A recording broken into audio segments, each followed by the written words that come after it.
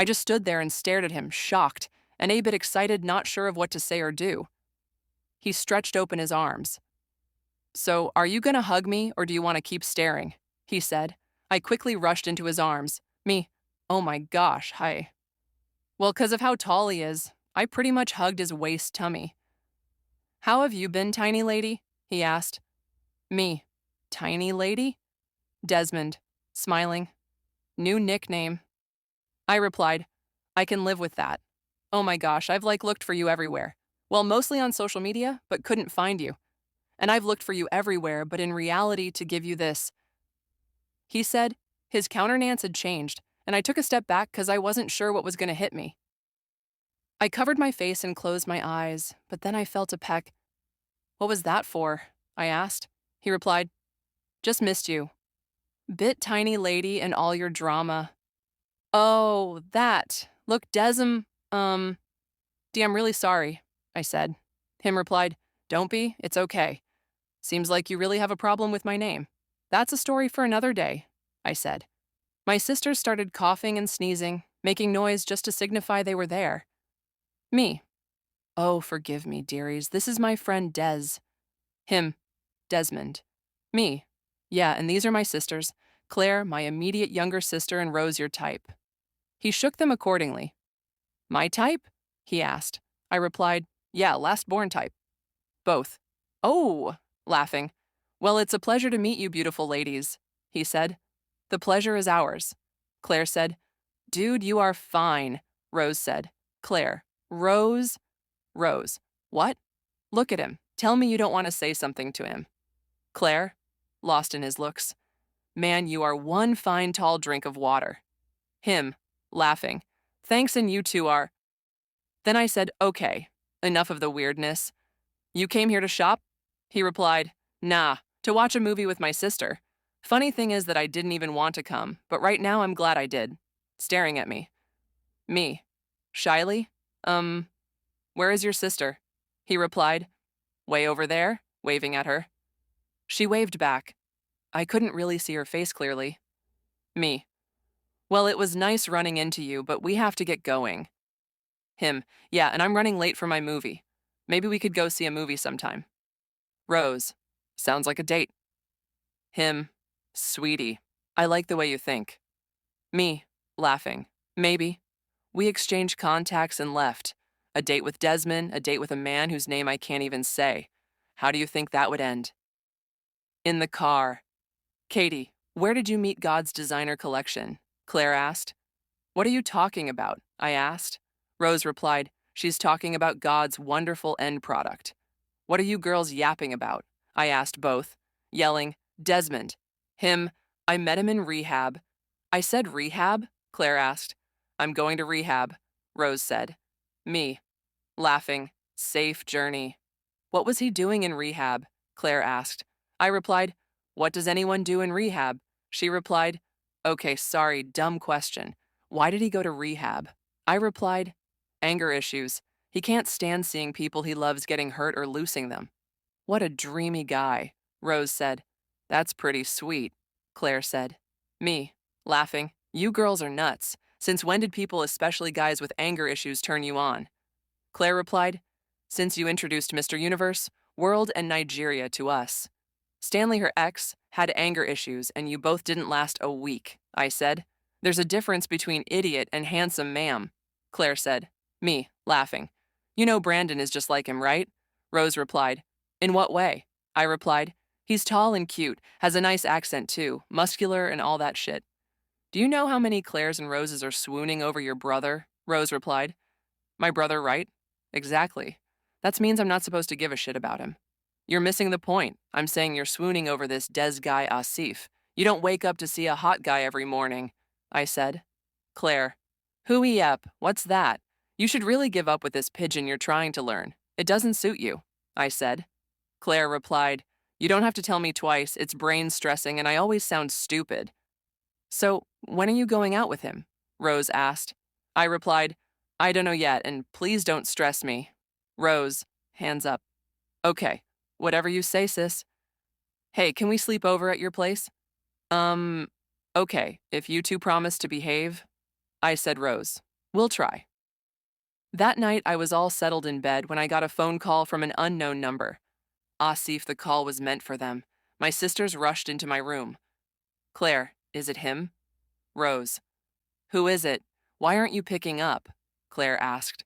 I replied, now I know why you two are sleeping over and I don't pick unknown numbers. What if he's the one? Rose asked. I replied, if he's smart, he'll send a text. Text message. Both. Open it. Open it. Text. Dear customer, enjoy free love messages for 5 days free and 50 for 5 days. They both hissed and made for the door. Text message. Claire. Check. I still have hope. Text. Hey you. Sorry for calling this late. Just wanted to let you know it's me, so you can save my number, and if you're not too busy, text me so I can call you back. Text him back, Rose said. Me. Not both. Not me. Not. Good night, girls. I turned off my light and they had to find their way out in the dark, so angry and pissed. Something isn't right. Something definitely isn't right, I said. Next morning. Text. Good morning, beautiful. Since when did you become Mr. Nice Guy? I said text. I've always been nice silly. I've just never shown it. Me. If you say so, less busy today? He asked. I replied, not need a ride then? He asked. I replied, I've got 2 cars. Him. Okay. I got up and went to the bathroom. I had already applied the toothpaste on my toothbrush, put it in my mouth when I looked up at the mirror to see Jane standing behind me. I screamed, but no one heard me. My late husband made the room and the bathroom soundproof so the kids wouldn't hear us when we were getting naughty. I turned back, and there was no one there, but she was right there in the mirror. Me. You're in my head. You're in my head. Voice. Stay away from him. I passed out. I woke up on my bed. Me. My head. Rose. You're awake. Claire. Thank God, what happened? I replied. I slipped, and judging from this big bump on your head, you hit your head hard on something. I mean, you've been out for 30 minutes, Rose said. Claire. Yeah, we were about to take you to the hospital. Hold on. I've been out for 30 minutes, I asked. Both. Yes. And you two didn't rush me to the hospital? What, if I had some sort of internal injury or worse? What if I was dying? I said. You know I can't drive, Rose said. You know I can't drive under pressure, Claire said. Oh, wah. So you girls would have just let me die, I said. Claire replied, oh, come on, Kate, we called for help. So it took you 30 minutes to think about an ambulance, I said. Rose. Looking away. We didn't call an ambulance. Brandon, I asked. Both. Shook heads. Mum, I asked. Both. Shook heads. Me. Who? Silence. Me. Will either one of you answer me? Claire. We might have told Desmond. Me, yelling, you what? My head. Claire replied, calm down, don't hurt yourself. Why did you call him? I asked. Rose. He called. We were in panic mode, so we told him and gave him the address. He's on his way here, Claire said. Me. Sigh. Just go home.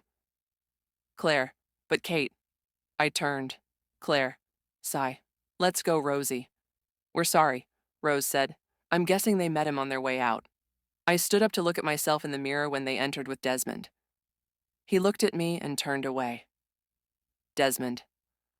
Oh, I'm sorry. I was confused till my sisters alerted me that I was in my underwear.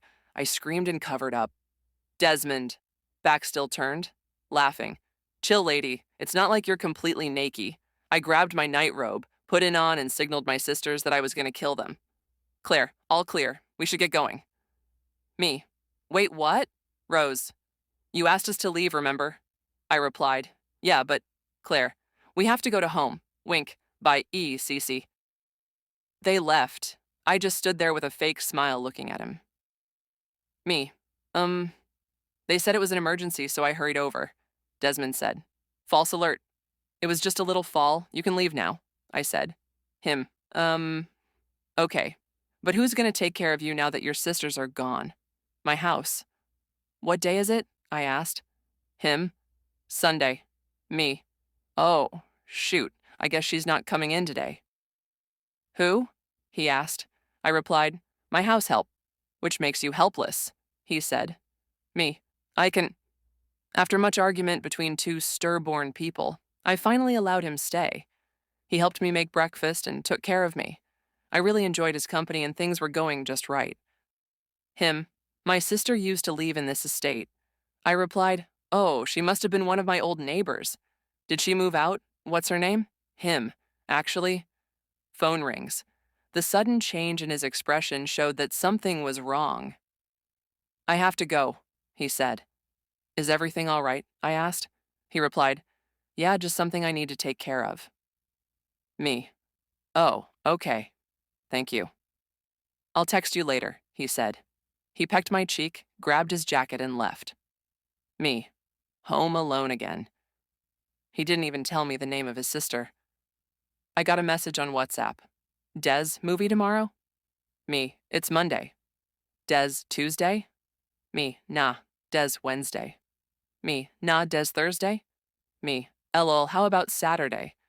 Des, okay, I'll pick you up. Me. Hold up, are you driving and texting? Des, yep. Me. Bye. Des, LOL, bye. Me. Looks like I have a date on Saturday. I was so excited about my date, and everyone could see I was happy about something. Even my nightmares stopped. So will this date end with you in his house? Rose asked.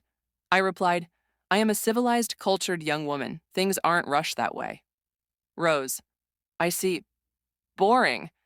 By the way, your big date is next tomorrow. What will you wear? Claire asked.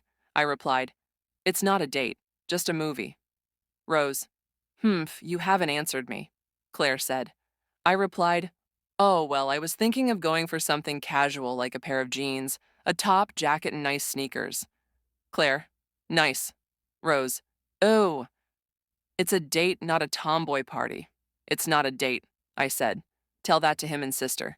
You can't dress like a guy. What about this? Rose said. She pulled out a really short, tight-fitting dress I hadn't worn in years, and a pair of heels. Okay, I can think of 1,000 reasons why what you just suggested is a dumb choice, Claire said. Rose replied, list 'em. Claire, first of all, it's just a movie date, not a party. She'll be overdressed. Secondly, that dress says, I want to get laid, and that's not the picture she wants to paint. Looking at me. Or is it? Me. Shaking head. The last time I wore that dress was when I went to meet Desmond late at a restaurant for Valentine. He couldn't wait for us to get home. He pulled over by the side of the road, and we did it. Damn lady, is the dress that nice? Rose asked. Me. It's a killer. Can you lend me the dress? After all, we're the same size. I'm sure it'll fit me perfectly, Rose said. Me. Nah. Back to my point. Claire said, we wouldn't want anyone to harass her cause of her dress. Thirdly, have you forgotten how cold the cinema is? Those people have no respect for our body temperature and… Rose replied, it's okay. I get your point. The dress is a bad idea. By the way, how do you plan dressing and making up without a mirror cause for your own weird reason you've turned all you mirrors? Yeah, why did you turn all your mirrors over? Claire asked. Me. No reason. Rose. Try again. Me. Sigh. I watched a very scary movie, Mirrors, and it's been creeping me out ever since. The room fell awkwardly silent, followed by an embarrassing burst of laughter. You scared of horror movies? Rose asked, laughing. Claire replied, you begged Mum for a doll after watching Chucky when we were kids. More than half your rented movies are horror movies, and you say Mirrors got you scared? Mirrors isn't even scary, Rose said. Claire, still laughing. If you didn't want to tell us, you could have just done one of your mood swings and we'd just let you be. Rose, let's go home before another lie kills us for our mum. They left laughing and it was embarrassing, but I wasn't going to let them know I turned the mirrors because I was seeing weird things. They'd get scared and tell my mum, and none of them knew I had a hand in Jane's murder, so I avoided it the best way I could. Me. Well, at least all the creepiness has come to an end. Had it? Friday night. I had just said goodnight to Desmond on WhatsApp, and I was ready to sleep when I heard a familiar voice, but this time in my head. Voice. Stay away. I jerked up. Me. Nightmare without any sleep. Something's wrong. Saturday morning. I was asleep on the coach because I had no sleep the previous night. I only woke by 12 to eat, and I slept again. By past 5, my house help tapped me to inform me that she was leaving. I nodded, half awake, and went back to sleep. 30 minutes later, a call came in. Me, half awake. Hello? Desmond. Hi, beautiful. Are you okay? You sound weird. Me. I'm fine. Who is this? It's Desi. Just calling to let you know I'm on my way over. I became wide awake. Me. Desmond. Date. I jumped up and rushed to the bathroom. Me. Lord have mercy. I forgot about him. I rushed to the bathroom, but the door was jammed. I didn't have time. So after struggling with it for a while with no positive results, I rushed to the other room, and that one was jammed too. Me. What's happening? I rushed to the guest room, and it was as if someone was holding the door shut from the other side. Me. What am I supposed to do now? An idea popped in my head, but I'm not sure you'd like to hear it. Tell me, Dr. Jen said. I went to the kitchen to use the morning fresh on my face and armpits, which I washed in the sink. Dr. Jen. Oh, wah. It made my face itchy, but I didn't care at the time. I hurriedly dressed up because he was already waiting for me in his car, put on a little makeup, minty gum in my mouth, and boom! I was all set and ready to go. No body spray? Dr. Jen asked. I replied, they were in my bathroom, but luckily I always have an emergency perfume in my bag. I felt like I was a mess, but he didn't. I don't know if he was only trying to be nice, though. Wah! You look ravishing, absolutely stunning. He said, don't tease me, man, I said. I'm not. Though it looks like you hurriedly got dressed, he said. Why? What's wrong? I asked. Des. Your hair. Me. Feeling it. Oh, no. I forgot to brush the weave. I'm sorry, can you give me 5 minutes? He replied. No. Me. What? We're running late and it's not that bad. I can help, he said. He took out his hairbrush, loosed the bun I packed, and brushed the hair. It wasn't perfect, but it looked better. Des, and here you go. He put his face cap on my head, and honestly, I looked great. Me, blushing a little. Thank you.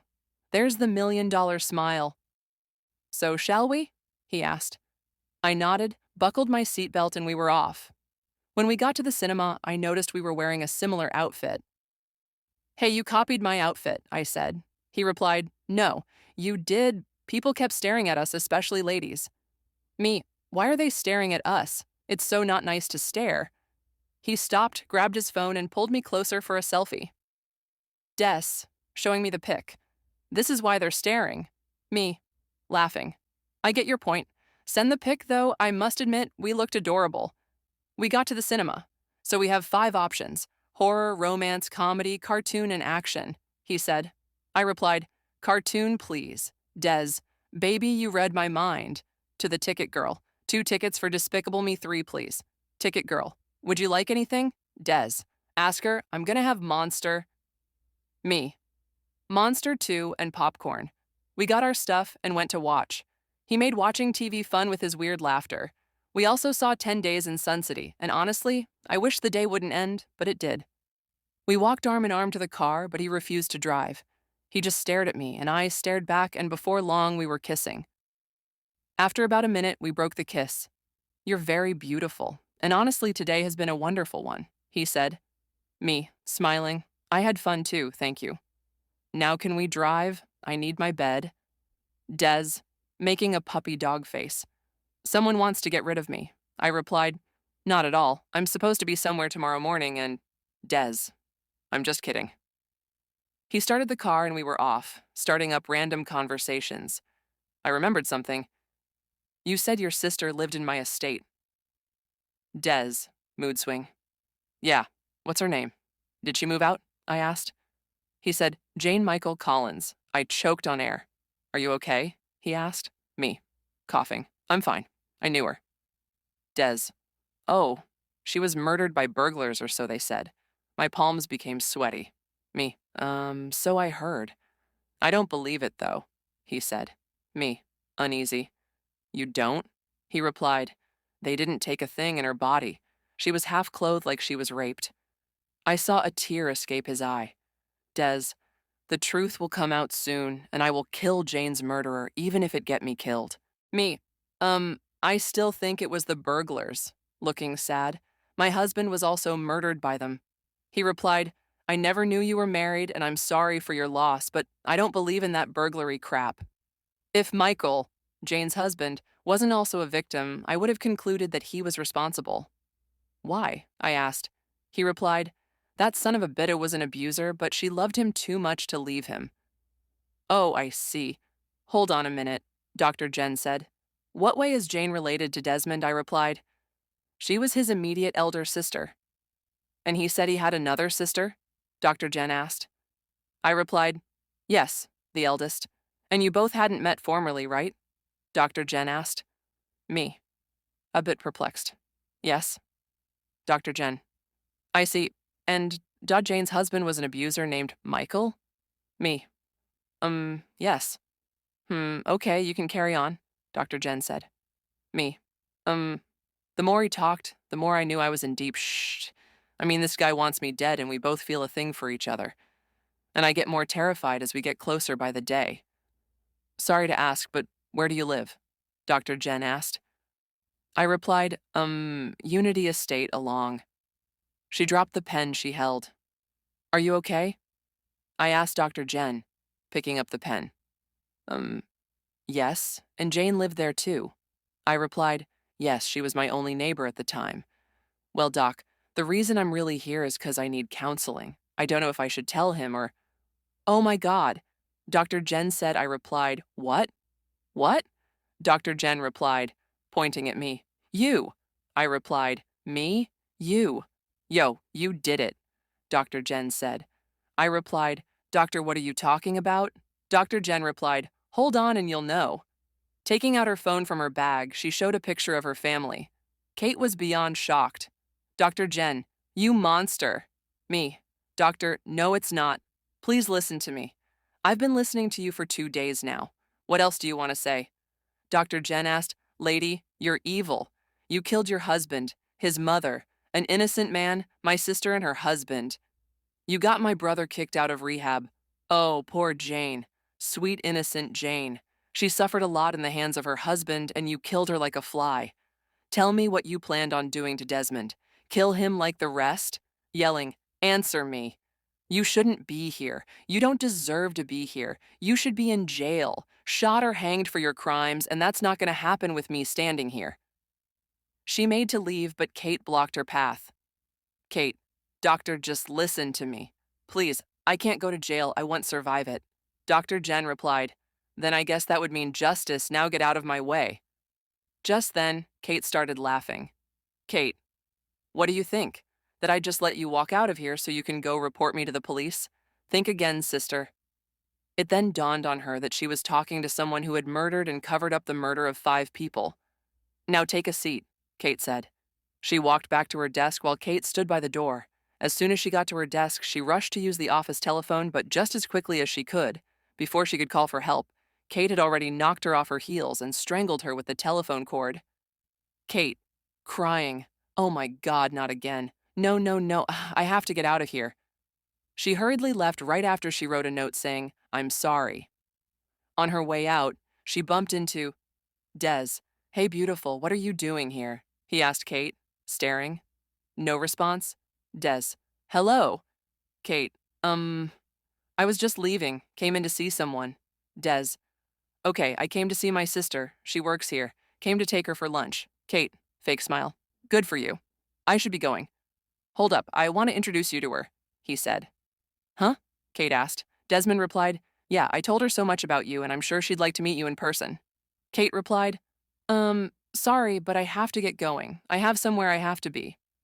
Come on, love, just 5 minutes, he said. Kate, Des, please, I'll kneel down in front of all these people and beg till you say yes. Kate replied, okay, fine, just wait here. Let me go lock my car. I just came in now. Let me walk with you, he said. Kate, stay. Des, laughing, yes, ma'am. Kate, walking away. Desmond? He replied, yes, beautiful. Kate, I love you. Yes, he said happily. He waited for her for 5 minutes before going out to check on her, only to realize that she was gone. A text came in. Kate, I'm sorry. Des, what for? A loud scream was heard coming from Dr. Jen's office. Another client had seen her dead. Des, what's going... Noticing his sister's body. Des, no, no.